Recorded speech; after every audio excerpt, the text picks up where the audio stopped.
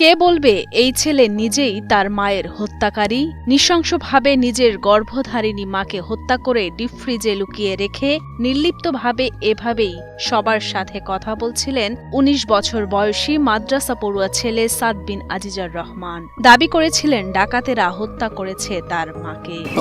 এই বাসা ওই বাসা উপরে সব জায়গায় খুঁজে যখন পাইনি, আমার কি যেন মনে হলো আমি ফ্রিজটা উঠেছিলাম। ফ্রিজ উঠানোর পরে দেখতেছি মা ভেতর মুখ বাঁধা, হাত পেছনে বেঁধে রাখছিল, মুখও বাঁধা ছিল, গলায় হালকা প্রেশার মতো ছিল।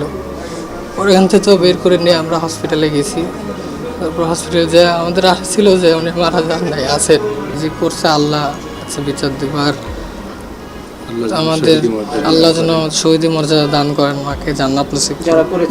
যারা করেছে তাদের শনাক্ত করে আইনের আওতায় আনা হোক। অথচ ঘটনার একদিন যেতেই র্যাবের জিজ্ঞাসাবাদে বেরিয়ে এলো লোমহর্ষক তথ্য। মায়ের হত্যাকারীদের খুঁজে বের করার দাবি করা ছেলে নিজ হাতেই খুন করেছে তার মাকে। র্যাবের কাছে দেওয়া জবানবন্দিতে তিনি স্বীকার করেন, প্রেমে বাধা আর হাত খরচের টাকা না দেয়ায় পরিকল্পনা মাফিক ঠান্ডা মাথায় নিজের হাতে তার মাকে শ্বাসরোধে হত্যা করেছেন তিনি। এমনকি মাকে হত্যার পর বিষয়টি ধামাচাপা দিতে লাশ ফ্রিজে লুকিয়ে রেখে কুড়াল দিয়ে স্টিলের আলমারিতে কয়েকটি আঘাত এবং জিনিসপত্র ছড়িয়ে ছিটিয়ে রেখে তা প্রচার করেন ডাকাতি বলে। মানে ছোট ছেলে যে সাদ, সেই হচ্ছে প্রথম আইডেন্টিফাই করে বাসায় ঢুকে যে তার মাকে পাওয়া যাচ্ছে না, এবং সেই হচ্ছে আত্মীয় স্বজনকে জানায় যে তার মাকে খুঁজে পাওয়া যাচ্ছে না। তার প্রেক্ষিতে তার বাবা আসে, তারপরে আজিজুর রহমান, তারপর হচ্ছে তার মামারা আসে, এসে হচ্ছে ব্যাপক খোঁজাখুঁজি শুরু করে। পরবর্তীতে আবার এই ছেলেই, ছোট ছেলে সাদ, সে ডিপ ফ্রিজের ভিতর থেকে হচ্ছে তার মাকে খুঁজে পায় এবং সবাইকে জানায় যে এই জায়গায় আছে। এরপরে হচ্ছে আমরা গতকালকে রাতে হচ্ছে সাদ, তার বাবা আজিজুর রহমান এবং একজন জনৈক ভদ্রলোক জুয়েল রানা প্রামাণিক, এই তিনজনকে হচ্ছে আমরা জিজ্ঞাসাবাদের জন্য নিয়ে আসি এবং জিজ্ঞাসাবাদ শেষে পর্যাপ্ত জিজ্ঞাসাবাদ শেষে সাদ হচ্ছে স্বীকার করে যে সে তার মাকে হত্যা করে। 10ই নভেম্বর দুপুরে বগুড়ার দুপচাঁচিয়া উপজেলা সদরের জয়পুর পাড়ার একটি বাড়িতে ঘটে নির্মম হত্যাকাণ্ড। মূলত মাকে মেরে ফেলার বিষয়টি ধামাচাপা দিতেই ডাকাতির ঘটনা সাজায় ছেলে সাদ। তবে ঘটনার ছায়া তদন্তে নেমে সিসিটিভির ফুটেজ আর সাদের দেয়া বর্ণনায় অমিল খুঁজে পায় র্যাব। তারপরই গত রাতে সাদ সহ তার বাবা ও একজনকে জিজ্ঞাসাবাদের জন্য নেওয়া হয়।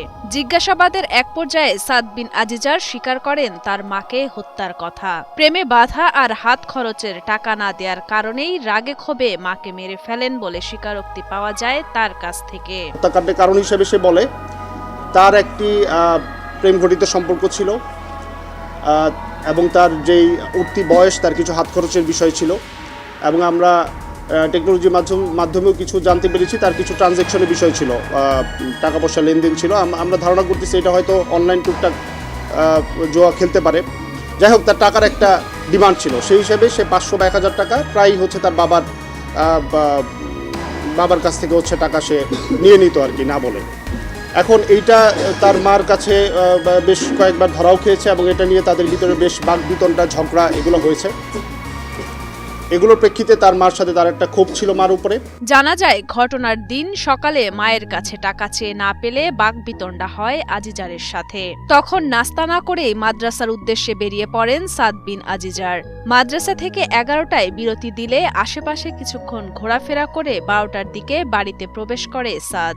বাড়িতে মাকে একা পেয়ে সুযোগ বুঝে পেছন থেকে মাকে জাপটে ধরে নাক মুখ চেপে ধরে শ্বাসরোধ করে হত্যা করে সাদ বিন আজিজার। তারপর ওড়না দিয়ে তার মায়ের হাত পা বেঁধে বাসার ডিপ ফ্রিজে লুকিয়ে রাখে, আর তারপর বাসায় থাকা কুড়াল দিয়ে আলমারি ভাঙে এবং বাসার সবকিছু ছড়িয়ে ছিটিয়ে রেখে বাসা থেকে বেরিয়ে যায়। পরে হত্যাকাণ্ডের বিষয়টি ধামাচাপা দিতে কিছুক্ষণ পর সাদ বিন আজিজার আবারও বাসায় ঢুকে নাটক সাজায় মা নিখোঁজের।